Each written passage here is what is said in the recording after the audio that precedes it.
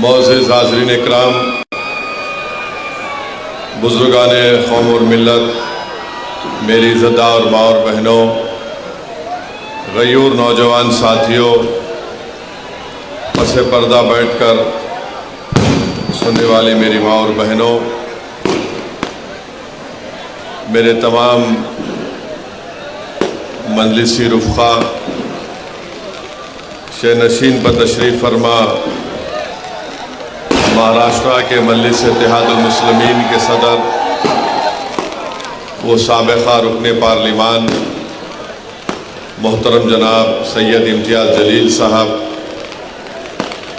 मालेगांव के नौ मुंतखब शुदा रुकन असम्बली मुफ्ती इस्माइल साहब, अब्दुल मालिक साहब, डॉक्टर खालिद साहब, औरंगाबाद के नासिर सिद्दीकी साहब और शहनशीन पर तशरीफ़ फरमा मोअज़्ज़िज़ हाज़रीन इकराम, बुज़ुर्गाने कौम और मिल्लत, उलेमा और मशाइख़ीन इज़ाम, मैं सबसे पहले मालेगांव की आवाम का शुक्रिया अदा करता हूँ कि अल्लाह सुब्हानहू व तआला ने आप तमाम के दिल में इस बात को डाला कि आप यहाँ से मजलिस इत्तेहादुल मुस्लिमीन के उम्मीदवार हज़रत मौलाना मुफ्ती इस्माइल साहब को अपना कीमती वोट दें। मैं आपका शुक्रिया इसलिए भी अदा करना चाहूँगा कि आप तमाम ने मुफ्ती इस्माइल साहब को अपना वोट देकर उनको दोबारा मालेगांव का रुकन असम्बली मुंतखब फरमाया आपकी खिदमत के लिए। ये मुफ्ती इस्माइल साहब की कामयाबी नहीं है, बल्कि ये कामयाबी आपके इत्तेहाद की कामयाबी है, ये आपके सियासी शऊर की कामयाबी है।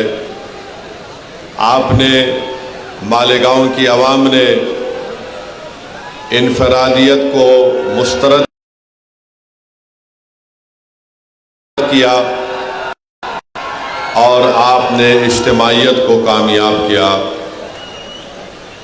मुफ्ती इस्माइल साहब या मजलिस इत्तेहादुल मुस्लिमीन की कामयाबी से ज़्यादा ये है कि हमने बुराई को शिकस्त दी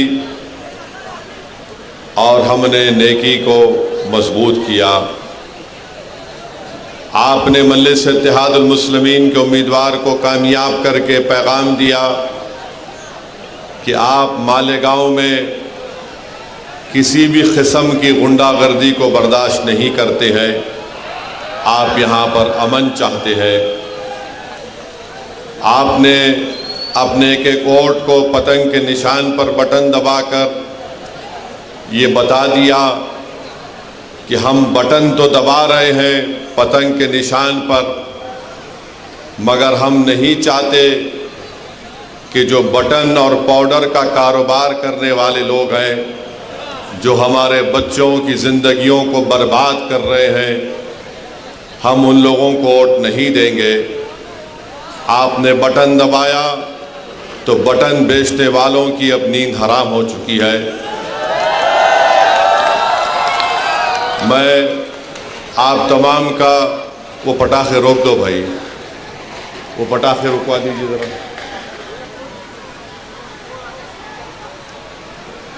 मैं आपसे ये कहने आया हूँ, शुक्रिया अदा करने आया हूँ कि इंशाअल्लाह ताला मुफ्ती इस्माइल साहब की कामयाबी आप तमाम की कामयाबी है। मैं अपनी आवाज़ के ज़रिए हमारी इज़्ज़तदार माँ और बहनों का भी शुक्रिया अदा करना चाहूँगा कि उन्होंने मजलिस इत्तेहादुल मुस्लिमीन से अपनी बेपनाह मोहब्बत और वाबस्तगी का सबूत देकर यहाँ पर उन्होंने इत्तेहाद को कामयाब किया। मजलिस इत्तेहादुल मुस्लिमीन के उम्मीदवार की कामयाबी इज्तिमाइयत की कामयाबी है। जो लोग इलेक्शन लड़ रहे थे मुफ्ती इस्माइल साहब के ख़िलाफ़, वो ये समझ रहे थे कि हमको इलेक्शन जीतना इसलिए ज़रूरी है कि हमको अपनी ताकत में इजाफ़ा करना है ताकि हम अपने मालेगांव के गरीब आवाम पर जुल्म कर सकें। वो इलेक्शन दौलत की बुनियाद पर इसलिए लड़ रहे थे क्योंकि उनको ये उम्मीद थी कि हम दौलत कमा लेंगे जीतने के बाद। बहरहाल मेरे अज़ीज़ दोस्तों और बुज़ुर्गों, मैं आप तमाम को सलाम करता हूँ। मजलिस इत्तेहादुल मुस्लिमीन के तमाम ज़िम्मेदारों को, अरकान का शुक्रिया अदा करता हूँ और उन तमाम लोगों का भी शुक्रिया अदा करता हूँ जो खामोशी के साथ मजलिस इत्तेहादुल मुस्लिमीन के उम्मीदवार की कामयाबी के लिए बहुत मेहनत किए, जुस्तजू किए, अपने रातों की नींद को बर्बाद किया और मुफ्ती इस्माइल साहब और मजलिस इत्तेहादुल मुस्लिमीन को यहाँ से कामयाब और कामरान किया। अब हम मुफ्ती इस्माइल साहब से भी गुजारिश करते हैं कि मुफ्ती इस्माइल साहब बहैसियत रुकन असम्बली मालेगांव में जो गुंडागर्दी करने की कोशिश करेगा, मुफ्ती इस्माइल साहब गुंडागर्दी को यहाँ से ख़त्म करेंगे। हम उम्मीद करते हैं और हमको यकीन है कि मुफ्ती इस्माइल साहब जो ड्रग का कारोबार कर रहे हैं, जो बटन के नाम पर या पाउडर के नाम पर, मुफ्ती इस्माइल साहब अपनी पूरी ताकत लगाकर उन कारोबार करने वालों का ताक़ुब करेंगे और वो मालेगांव की सरजमीन पर वो नज़र नहीं आएंगे इंशाअल्लाह ताला। जो लोग ड्रग्स का कारोबार कर रहे हैं वो दूर रहें हमसे, मालेगांव से दूर चले जाएं, क्योंकि मुझे मालूम हुआ कि यहाँ पर पुलिस ने भी बटन या पाउडर ख़रीब 2,27,000 की लागत का यहाँ पर पकड़ा भी है इलेक्शन के बाद। मैं पुलिस वालों का भी शुक्रिया अदा करता हूँ इस मामले में, क्योंकि उन्होंने ऐसे लोगों के ख़िलाफ़ उनको कार्रवाई करने की ज़रूरत है जो हमारे मुल्क और हमारे मालेगांव की नस्लों को बर्बाद करना चाहते हैं। अगर आवाम साथ देती रही तो यकीनन इंशाअल्लाह ताला मजलिस इत्तेहादुल मुस्लिमीन और तमाम मजलिस के ज़िम्मेदारान इस मालेगांव से ये तमाम नशे के कारोबार करने वालों को मुक्त करेंगे। ये ज़मीन उनके लिए तंग हम कर देना चाहिए, ना कोई गुंडागर्दी करे, ना कोई गोली चलाने का दोबारा सोचे, ना कोई नशे का कारोबार करने का ख्वाब देखे। अब इंशाअल्लाह ताला हम मुफ्ती साहब से ये पुरजोर गुजारिश और अपील भी करते हैं कि विकास और तरक्याती काम को अच्छे और बड़े पैमाने पर इंशाअल्लाह ताला मालेगांव में अंजाम दिया जाएगा। क्योंकि अगर हम आज से शुरू करेंगे तो देखते देखते 2029 आ जाएगा, तो हमको और पहले से ज़्यादा उन तमाम तरक्याती और विकास के काम को कराना बेहद ज़रूरी है। मैं हमारे तमाम मजलिस के मेरे रुफ़क़ा से भी अपील करूँगा कि वो मुफ्ती इस्माइल साहब को साथ लेकर पूरे इन तरक्याती और विकास कामों के ताल्लुक़ से वो दिलो जान से कोशिश करें और उन डेवलपमेंट के काम को करवाएं। आज हमारी मुलाकात पावरलूम के ज़िम्मेदारों से हुई है, उन्होंने अपने मसाइल हमको बताए हैं। इंशाअल्लाह ताला मैंने उनको कहा है कि मैं दिल्ली जाकर पूरी कोशिश करूँगा कि किस तरीक़े से मरकज़ी हुकूमत से हम नुमाइंदगी करके पावरलूम के लोगों को जो सहूलतें मिलनी चाहिए उसके लिए मैं आवाज़ उठाऊँगा पार्लियामेंट में, और इंशाअल्लाह ताला हम मरकज़ी हुकूमत से नुमाइंदगी भी करेंगे। यहाँ पर जो ज़िम्मेदार हमसे मुलाकात किए उन्होंने बताया कि यहाँ पर MSEDCL, MDS मीटर और tender B1, B2 registrar, price stamping, UDCPR, GIS, CETP, ACB, BOMS, RTO और इस तरह के एक लिस्ट दी है जो यहाँ पर ज़ेर तकमील काम है। मुफ्ती इस्माइल साहब को भी उन्होंने वो मेज़र दिया है। हम भी मुफ्ती इस्माइल साहब को तंग करते रहेंगे ताकि वो पूरी कोशिश करें।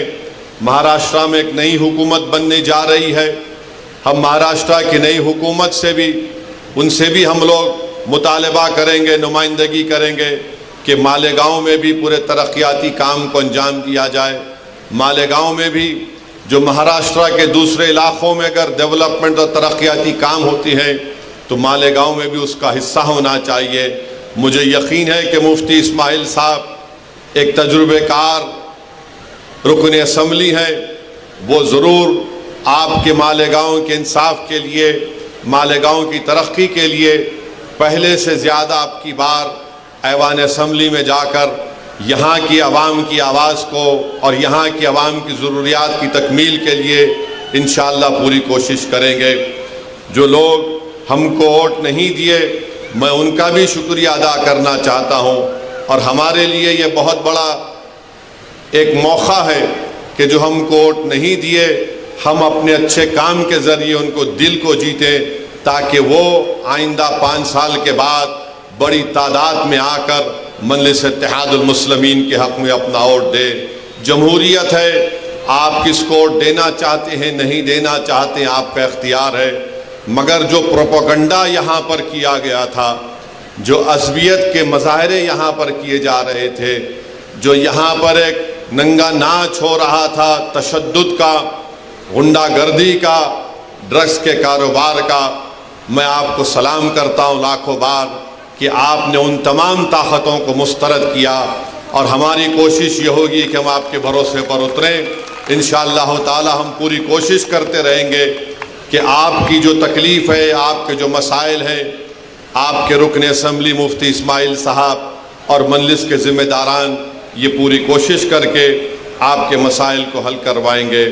मेरे अज़ीज़ दोस्तों और बुज़ुर्गों, मैं साथ ही साथ ये भी कहना ज़रूरी समझता हूँ कि मेरे छोटे भाई जनाब सैयद इम्तियाज़ जलील साहब, नासिर सिद्दीकी साहब को औरंगाबाद से कामयाबी नहीं मिली। आपको याद होगा कि मैं पुकार कर आपसे कह रहा था कि हमको हमेशा नुकसान अपनों से हुआ है, गैरों से नहीं हुआ है। आज औरंगाबाद में अगर चंद वोटों से इम्तियाज़ जलील साहब की कामयाबी नहीं हो सकी, तो आप उठा कर देख लीजिए कि जो बीजेपी के इशारे पर इलेक्शन लड़ रहे थे, जिनको पूरी मदद दी गई थी बीजेपी की तरफ से, जिनका मकसद एक ही था कि महाराष्ट्र की विधानसभा में सैयद इम्तियाज़ जलील और नासिर सिद्दीकी ना जाएं, मगर औरंगाबाद की आवाम ने ये देख लिया कि कौन उनका हमदर्द है और कौन उनका दुश्मन है। जो चेहरे बहुत छुपे हुए थे, इलेक्शन ने उन तमाम चेहरों को औरंगाबाद के अवाम के सामने बेनकाब कर दिया। जो बड़े अपने आप को मुत्तकी और परहेजगार दिखाते थे, मगर उनके चेहरे मालूम हो गए कि कितने दागदार उनके चेहरे हैं, कि उन्होंने अपने ज़मीर को बीजेपी के चौखट पर उसको बेच दिया। ये कभी औरंगाबाद की आवाम भूल नहीं सकती। मुझे इस बात की तकलीफ़ है कि इम्तियाज़ जलील और नासिर सिद्दीकी की कामयाबी नहीं हो सकी, मगर इंशाअल्लाह ताला हम पुरुम्मीद हैं, मेहनत करेंगे औरंगाबाद में दोबारा, और इंशाअल्लाह ताला दोबारा वहाँ से मजलिस इत्तेहादुल मुस्लिमीन और इम्तियाज़ जलील को अल्लाह सुब्हानहू ताला नबी करीम सल्लल्लाहु अलैहि वसल्लम के सदक़े तुफ़ैल में इनको दोबारा वहाँ से रुकन असम्बली मुंतखब करके आवाम की नुमाइंदगी करने का मौका इनायत फरमाएगा। मगर आप जानते हैं कि यही इम्तियाज़ जलील थे, पार्लियामेंट का इलेक्शन 4 महीने पहले हारा, मगर जब नामूस रिसालत का मसला पैदा हुआ तो इम्तियाज़ जलील ने ये नहीं सोचा कि मैं अभी मेंबर ऑफ पार्लियामेंट नहीं हूँ। इम्तियाज़ जलील ने बहैसियत महाराष्ट्र के मजलिस इत्तेहादुल मुस्लिमीन के सदर के इस चीज़ को उठाया, और जो लोग रसूलुल्लाह सल्लल्लाहु अलैहि वसल्लम की शान में गुस्ताखी करना चाहते थे, इम्तियाज़ जलील ने एहतजाज, सदा एहतजाज को बुलंद किया और पूरे महाराष्ट्र की एक तारीख़ में एक पुरअमन एहतजाज निकाला गया। मैं शुक्रिया अदा करना चाहूँगा हमारे धूलिया के फारूक शाह साहब का। बेहतरीन इलेक्शन कैंपेन फारूक शाह साहब ने किया, बेहतरीन काम धूलिया के गली कूचों में जनाब फारूक शाह साहब ने किया। ये अल्लाह की क्या मर्जी थी, अल्लाह बेहतर जानता है। उनकी कामयाबी नहीं हो सकी। मुझे यकीन है कि फारूक शाह अपने घर में बैठने वाला नहीं है, वो निकल कर धूलिया की आवाम की खिदमत करते रहेंगे और इंशाअल्लाह ताला दोबारा वो वहाँ से मुंतखब होकर जाएंगे। मुझे अफसोस इस बात का है कि शोलापुर से फारूक शाबदी पिछले 3 साल से मेहनत कर रहे थे। बहुत कुर्बानियाँ फारूक शाबदी ने दी। उनके घर में उनके बेटे की तबीयत ख़राब हो गई, बहुत तबीयत इतनी ज़्यादा ख़राब हो गई थी, उसके बावजूद भी फारूक शाबदी कभी बम्बई में अपने बेटे के इलाज के लिए, तो जैसा तबीयत अच्छी होती दौड़कर शोलापुर को फारूक शाबदी आ जाते। फिर एक ऐसा वक्त भी आया कि उनके वालिद की तबीयत इतनी ख़राब हो गई, मगर फारूक शाबदी ने अपनी वालिद की भी खिदमत की और शोलापुर की आवाम की खिदमत की। मेरे अजीज़ दोस्तों और बुज़ुर्गों, हमको तकलीफ़ इस बात की है कि गोवंडी से हमारा कैंडिडेट अतीक जो पहली मरतबा इलेक्शन लड़ रहा था समाजवादी पार्टी के कैंडिडेट के ख़िलाफ़, जो पिछले 5 साल पहले उनको शायद 30-35 हज़ार की मेजॉरिटी थी, एक नौजवान बच्चा अपनी ज़िंदगी का पहला इलेक्शन लड़ा और समाजवादी पार्टी के उनके लीडर को चने चबा दिए और उनकी मेजॉरिटी 10,000 तक लाकर कम कर दी। 10,000 से अतीक की कामयाबी नहीं हो सकी, मगर हमारे लिए खुशाइन बात है। इंशाअल्लाह ताला हम इतने बड़ी तादाद में वोट हासिल किए हैं।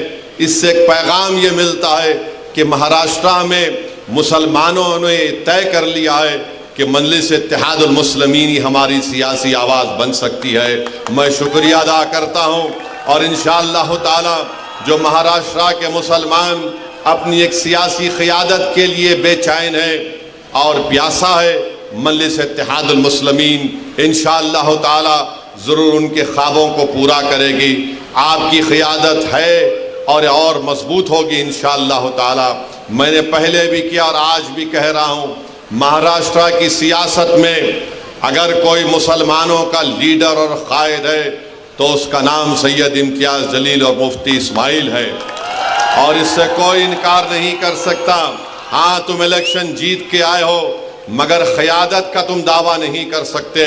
क़यादत का दावा अगर कोई करेगा जिसके पीछे आज महाराष्ट्र के 11% मुसलमान खड़े हैं मजलिस इत्तेहादुल मुस्लिमीन के खिलाफ, वो इम्तियाज़ जलील और मुफ्ती इस्माइल साहब हैं। मैं आपसे अपील कर रहा हूँ कि हमको अपनी जमात को और मजबूत करना है। डरने और घबराने की ज़रूरत नहीं है। जिस किसी की हुकूमत बनती है बनने दीजिए, मगर मुझे यकीन है कि मजलिस इत्तेहादुल मुस्लिमीन के रुकन असम्बली मुफ्ती इस्माइल साहब बेबाक तरीक़े से गरीब और मज़लूम आवाम की आवाज़ को उठाएंगे और इंशाअल्लाह ताला आपके मसाइल को हल कराने की वो पूरी कोशिश करेंगे। मेरी आपसे गुजारिश है कि आप मुफ्ती इस्माइल साहब की सेहत के लिए भी दुआ फरमाइए। मगर मालूम भी हुआ कि कल मुफ्ती इस्माइल साहब कहीं पर बैठकर कलेजी खा रहे थे।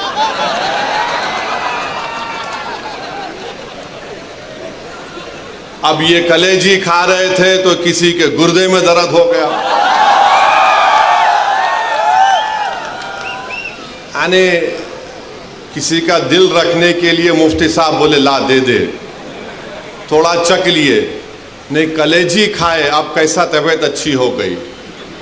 अरे भाई, तुम्हारे कलेजे को क्या हुआ, तुम्हारे दिल को क्या हुआ, उसको साफ कर लो, तुम्हारे कानों को साफ कर लो और इस बात को यकीन कर लो कि अब तुम्हारी गुंडागर्दी चलने नहीं देंगे इंशाअल्लाह ताला।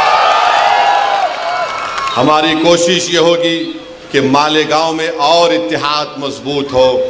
तुमने जो हर घर में मालेगांव में दीवार उठाने की कोशिश की, उन छोटी छोटी दीवारों का सदुद्दीन ओवैसी बुनियाद के साथ उखाड़ कर हम फेंक देंगे इंशाअल्लाह ताला। हम अपने घर में दीवार कोटने नहीं देंगे, हम अपने मसाजिद में और इख्तिलाफात को फ़रोग़ नहीं देंगे। ये आपको और हमको तय करना है मेरे अजीज़ दोस्तों और बुज़ुर्गों। तीसरी अहम बात जो मैं आपके सामने अर्ज करना चाह रहा था। आज औरंगाबाद में मीडिया के लोगों ने मुझसे पूछा कि आरएसएस के सरसंघचालक मोहन भागवत ने यह कहा कि किसी भी आबादी का पॉपुलेशन गिरना खतरे की बात है, और उन्होंने कहा कि कम से कम 3 बच्चे पैदा करो। और मीडिया ने मुझसे कहा कि आप इस पर कोई तबसरा करिए।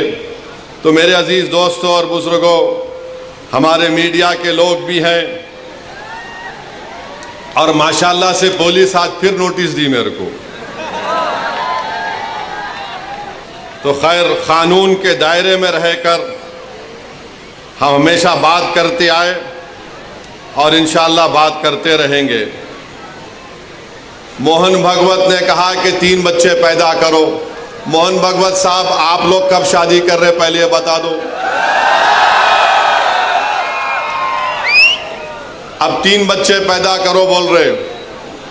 अब आपके और हमारे कानों ने बरसों से हम सुन रहे हैं, पिछले 10 साल से खास तौर से खुद प्राइम मिनिस्टर वजीर आजम नरेंद्र मोदी ने पार्लियामेंट इलेक्शन के दौरान राजस्थान में कहा था कि हमारे हिंदू बहनों के गलों से मंगलसूत्र उतारकर उन महिलाओं को दिया जाएगा जो ज्यादा बच्चे पैदा करते हैं। वजीर आजम का इशारा मुस्लिम खवातीन पर था। अब मोहन भागवत को कहना पड़ रहा है कि बच्चे ज्यादा पैदा करो। मोहन भागवत साहब, आप 3 बोल रहे, मेरे को 5 है। मुफ्ती साहब, आपको कितने हैं? धाको 4 है। आप बहुत कंजूसी करे, आप इसमें भी कंजूसी कर रहे मुफ्ती साहब। नहीं, गलत नहीं लेना, मैं तो दूसरा मतलब निकालेंगे तुम लोग। इम्तियाज साहब को खाली 2 ही है। अब मोहन भागवत बोल रहे, अरे ठहर जा भाई, मोहन भागवत बोल रहे 3 पैदा करो। ऑर्गेनाइजर आरएसएस की एक मैगजीन है तायीद करने वाली। अक्टूबर 2021 को ऑर्गेनाइजर मैगजीन ने लिखा कि मुसलमानों की आबादी बहुत बढ़ रही है, इसको कम करना चाहिए। अब मोहन भागवत बोल रहे 3 पैदा करो। झारखंड में इलेक्शन हुआ, झारखंड में बीजेपी ने एक इश्तिहार बनाया, और इश्तिहार ये था कि एक हमारे हिंदू भाई बहन घर में बैठकर खाना खा रहे हैं, टेबल पर खाना खा रहे हैं, घर के अंदर बेल बजती है। जब दरवाज़ा खोलते हैं तो क्या देखते हैं कि घर के बाहर कम से कम 40-50 मुसलमान खड़े हुए हैं, बुरखापोश खवातीन खड़े हुए हैं, टोपी पहनने वाले मुसलमान पहने हुए।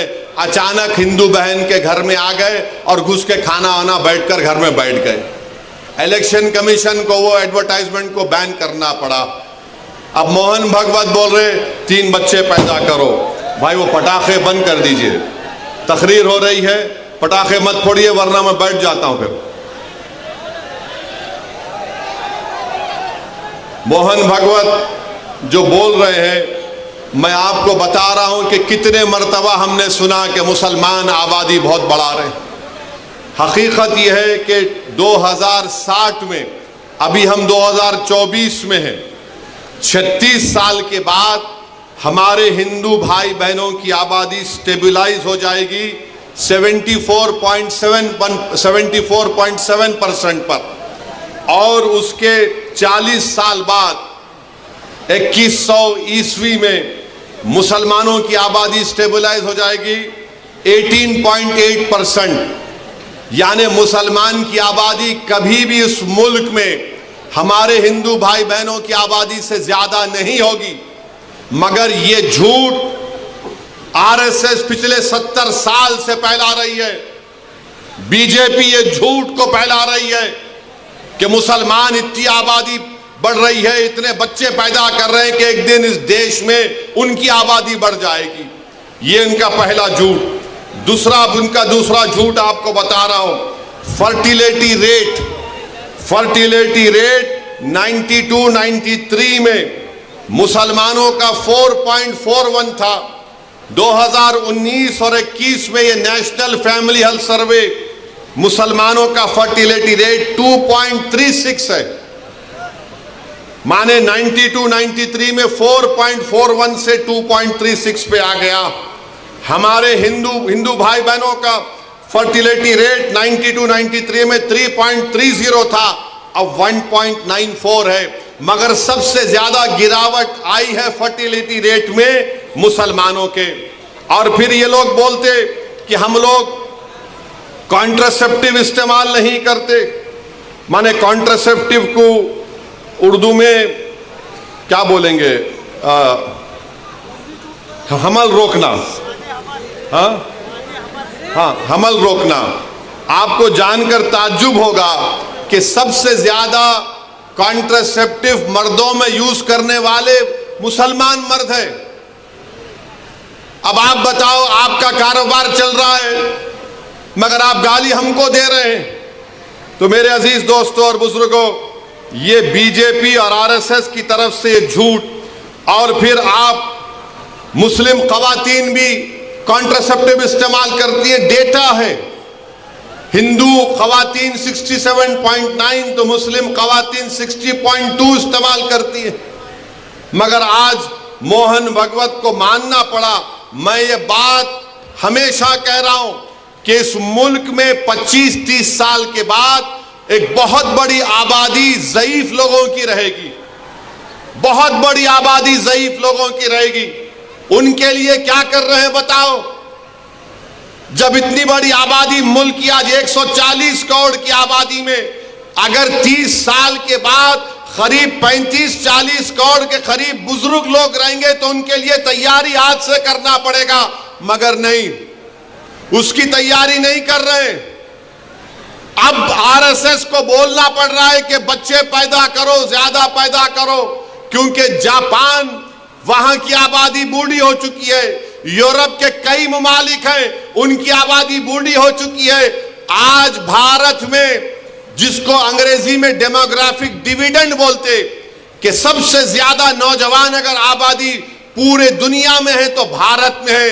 मगर नरेंद्र मोदी उन नौजवानों को रोजगार देना, उन नौजवानों को जाकर बोलना मालेगांव में तुम्हारे पावर लूम की इंडस्ट्री को हम अच्छा करेंगे, तुम यहां पर काम करो। यहां के पूरे महाराष्ट्र की इकोनॉमी को प्रमोट करना, कुछ नहीं। मुल्क में इंडस्ट्रीज को कायम करना, कुछ नहीं। मुल्क में रोजगार की स्कीमों को नाफिज करना ताकि नौजवानों को रोजगार मिल सके, कुछ नहीं। जो नौजवान आर्मी एयरफोर्स में जाता था, जिसके लिए विखार की बात समझी जाती थी, नरेंद्र मोदी ने कहा 4 साल अग्निवीर करो और 4 साल के बाद तुमको 15-20 लाख मिलेंगे, चले जाओ। कुछ नहीं प्लानिंग है। 30 साल के बाद सबसे ज्यादा बुजुर्गों की आबादी भारत में रहेगी। अब मोदी क्या कर दिए, बीजेपी आरएसएस क्या कर दिए, एक ही काम पे लगा दिए सबको, जाओ गड़े खोदो, देखो अंदर से क्या निकलता। जाओ मस्जिद में गड़ा खोदो, उसमें से अलाउद्दीन निकलते नहीं निकलते देखो। यानी हर जगह पर जहां भी जाओ बस गड़ा खोदो, सर्वे सर्वे सर्वे।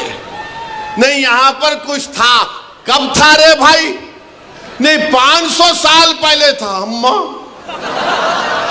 तेरे को कैसे मालूम 500 साल पहले था?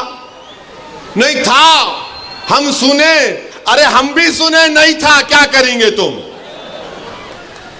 संभल की मस्जिद आप बताइए, 500 साल पहले वहां पे मस्जिद नहीं थी।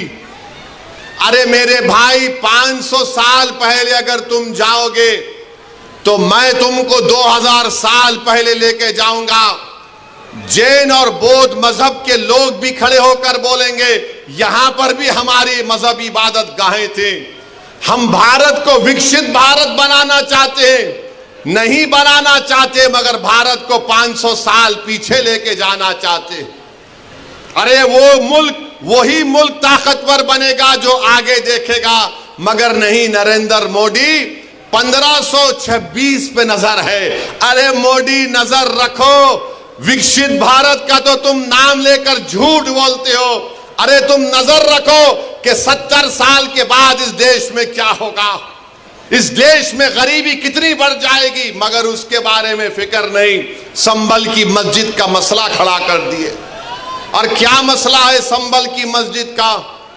कोई, रुक जाओ भाई, वो कुर्सियां छोड़ दीजिए, कुर्सियां भाई डिस्टर्ब मत करिए, थोड़ी देर के लिए सुनिए।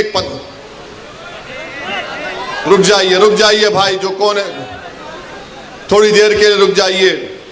संभल की मस्जिद में जो लोग कोर्ट को गए, वो कोर्ट में ये बोलकर गए कि हमको मस्जिद के अंदर जाने का परमिशन मिले। अब आप बताइए, कोई हम किसी को रोकते, कोई मस्जिद में आना चाह रहा है तो आइए, आदाब को मलूज रखकर मस्जिद में आइए।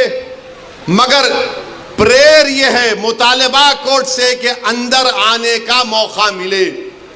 और फाजिल जज साहब माशाल्लाह आर्डर दे दिए सर्वे का, माने कोर्ट मस्जिद संभल की मस्जिद चंदोसी मस्जिद से 45 किलोमीटर दूर है। 1.5 घंटे में आर्डर लेकर आ गए और वहां पर पुलिस मौजूद है। शाम में 6 बजे सर्वे होता है, फिर उसके बाद इतवार के दिन सर्वे होता है, और फिर जब दूसरा सर्वे जिसका कोई कानूनी मौक़िफ़ नहीं है सर्वे हुआ तो फायरिंग हुई। फायरिंग में 5 लोग शहीद हो गए। उसमें एक 17 साल का बच्चा जो प्लास्टिक के खिलौने बेचता था, उसके सीने पे गोली लग गई। 5 के 5 को, 4 को सीने पे गोली लगी, 1 को पीठ पर गोली लगी। और मारने वाले बोलते हम नहीं मारे, कट्टे से मारे। अरे क्या कोई अजिन्नात आके गोली मार के चले गए? आप गोली चला रहे हैं, वीडियो है, और बोल रहे हैं कि नहीं हम नहीं चलाए, कट्टे से मारे। तुर्क और पठानों का झगड़ा था? नहीं था झगड़ा। तुर्क पठान का मस्जिद पे झगड़ा कभी था ना कभी रहेगा इंशाअल्लाह ताला। आप कह रहे हैं झगड़ा था, मगर 5 लोग शहीद हो गए, अपनी जानों को गंवा दिए। अगर वो लोग कोर्ट को नहीं जाते तो क्या ये 5 बच्चे मरते थे? क्या ये तशद्दुद होता था संभल में? मेरे भाई, आज आप देख रहे हैं ये संभल में हुआ, और इल्जाम मुझ पर लगाया जाता है। असदुद्दीन ओवैसी तुम ये बोल रहे हो, तुम वो बोल रहे हो। बार बार मुझे व्हाट्सएप के ऊपर, कभी SMS के जरिए, कभी फुलां के जरिए धमकी दी जाती है।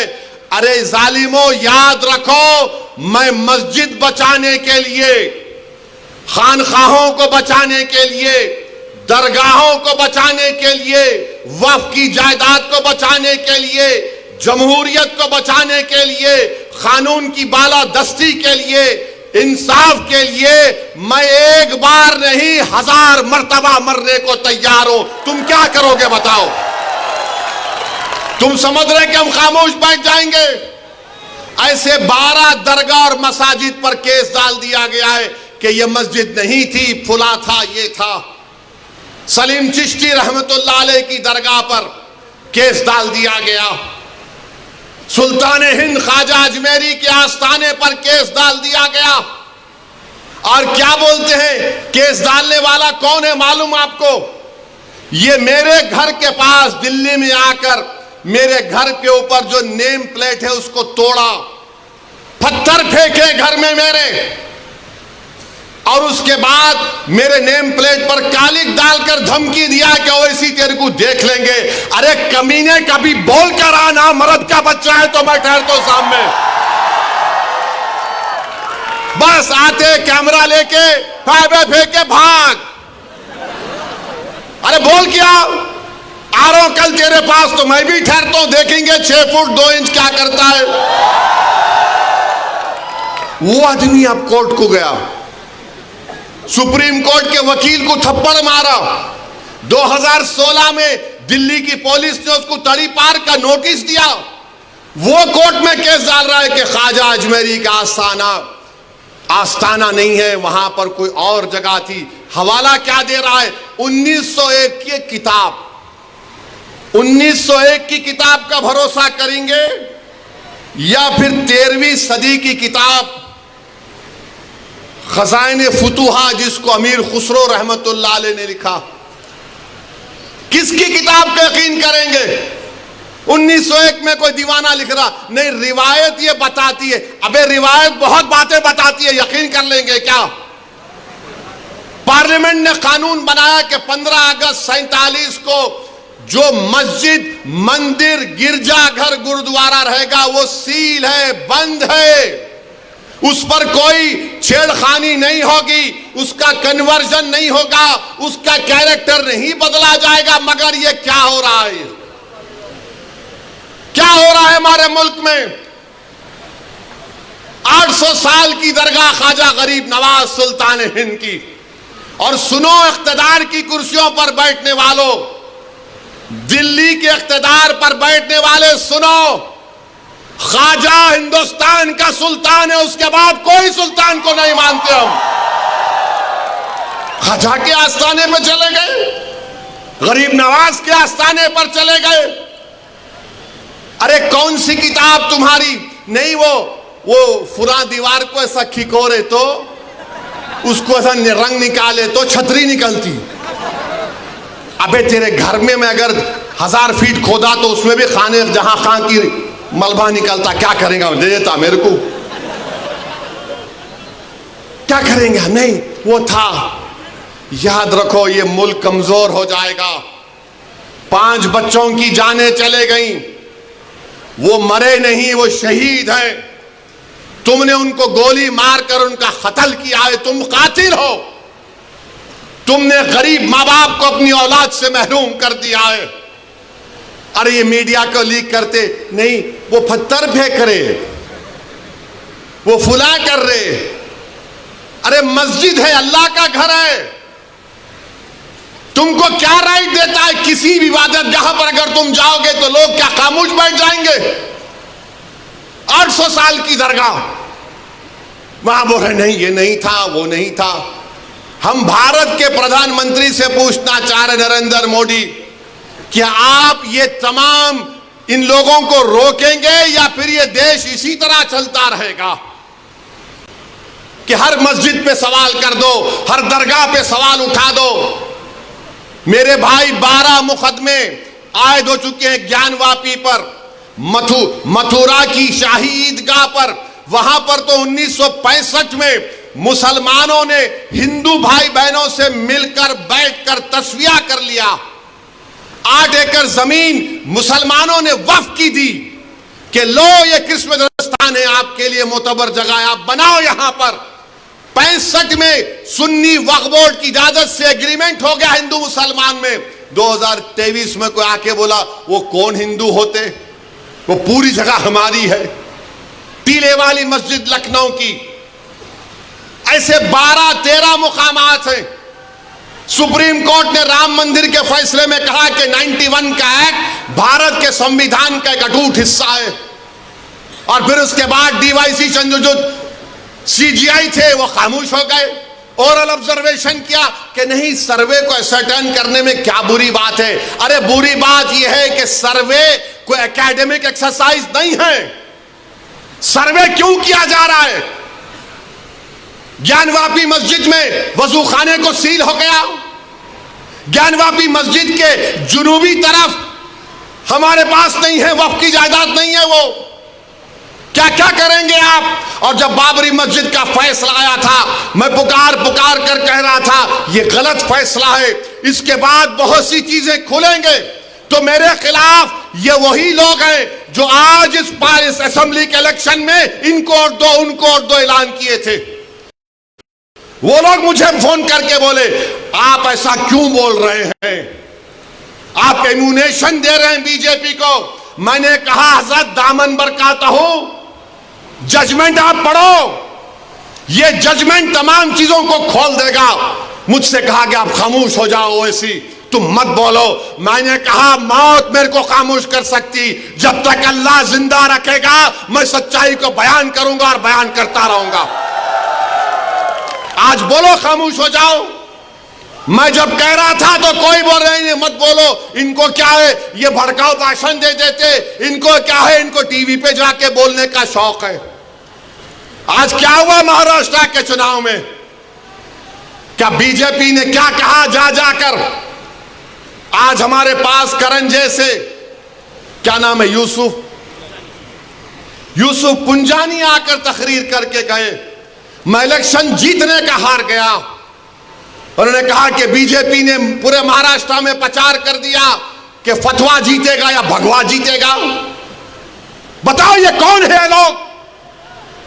अरे आपको अगर इलेक्शन लड़ना है लड़ो, आगे बढ़ो, सिर्फ बैठकर ऐलान करने से नहीं होता, इलेक्शन लड़ो, मालूम होता आपको कैसे वोट हासिल करना पड़ता है।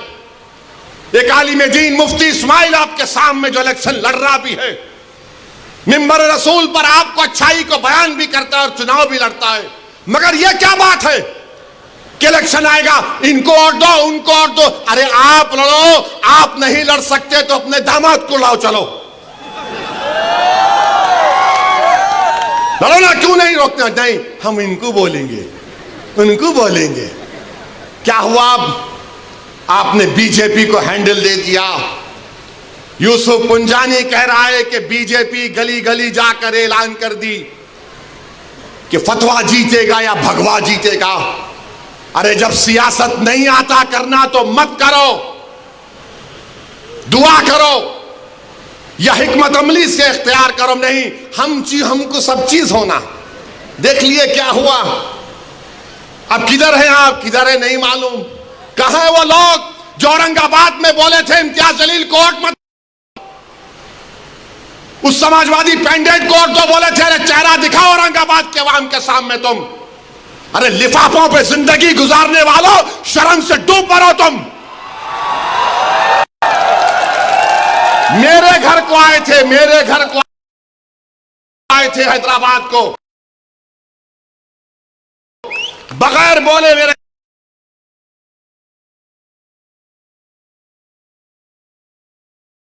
घर को आए। मैं वक्फ के बिल की मीटिंग में जा रहा था, पलट मेरा गार्ड फोन करा के साहब इतने लोग आए, मिला, घर पे आए तो मैं कहा कि मेरा घर इतना बड़ा नहीं है, आप लोग 20 लोग ले लीजिए, को बिठा, वो बात करे, बात करा, लेटर लिख के दिए को, टिकट दो, मला मैं गौर करूंगा। फिर जाने से पहले कि अंग्रेजी कुरान का तर्जुमा जो तरक्की छपा हुआ है उसकी 4 कॉपियां इन जिम्मेदारों को दिया कि आप मेरे घर को आए, ये एक अल्लाह के वली की कुरान का तर्जुमा है। एक एक हाथ में दिया तो औरंगाबाद जाके बोले हम घर को गए थे, हमारे को चाय तक नहीं। अरे आप पहले से बोल देते तो नान खलिया खिला देता मैं। मेरे को नहीं मालूम था कि तुम मेरे घर को खाना खाने आ रहे। कुरान करीम दिया ना हाथ में, अल्लाह का कलाम तुम्हारे हाथ में दिया, तुमको उसका भी लिहाज नहीं है और तुम दावा करते हो कौम का। बहुत बोल सकता हूं, याद रखो मेरी जबान को लगाम नहीं है, तुम्हारा घर से निकलना महाल कर दूंगा मैं यहां पे। मेरे भाई इमाम शाफई मुफ्ती साहब बैठे हुए, इमाम शाफई रहमतुल्लाह अलैह का जमाना है। एक दौलतमंद ने कहा कि अगर अल्लाह मेरे को बेटी देगा तो जब उसकी शादी करूंगा दीन और दुनिया की दौलत उसको दूंगा। जब बेटी की शादी का मौका आया उलमाए किराम के पास गया, उलमाए किराम ने कहा कि नहीं तू नहीं दे सकता, दीन और दुनिया की दौलत तो कैसे देगा, तेरी कसम गलत हो गई।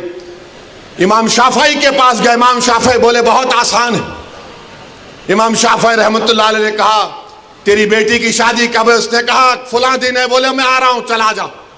इमाम शाफई पहुंचे, इमाम शाफई रहमतुल्लाह अलैह ने कहा कि आसान है। वो बोला कि हज़रत शादी तो हो गई, क्या है बताओ। बोले कुरान अपनी बेटी को दे दे, दीन और दुनिया की दौलत उसको दे चुका। मैं उनको दिया, 4 कुरान दिया उनको और बोल के दिया कि आप मेरे घर को आए, मुझे पता नहीं है, मैं वकीलों की मीटिंग में जा रहा था, पलट कर आया आपके लिए। ये कुरान करीम का तोहफा आपको दे रहा हूं। अरे तुमको ओवैसी से मजलिस से नफरत है, मगर कुरान करीम की तो अजमत का तुम लिहाज रख लेते। मैं ये बात इलेक्शन में बोल सकता था मगर खामोश बैठे रहा, मगर आज मजबूरन बोलना पड़ रहा है। याद रखो, तुम लोग जो काम कर रहे हो ना,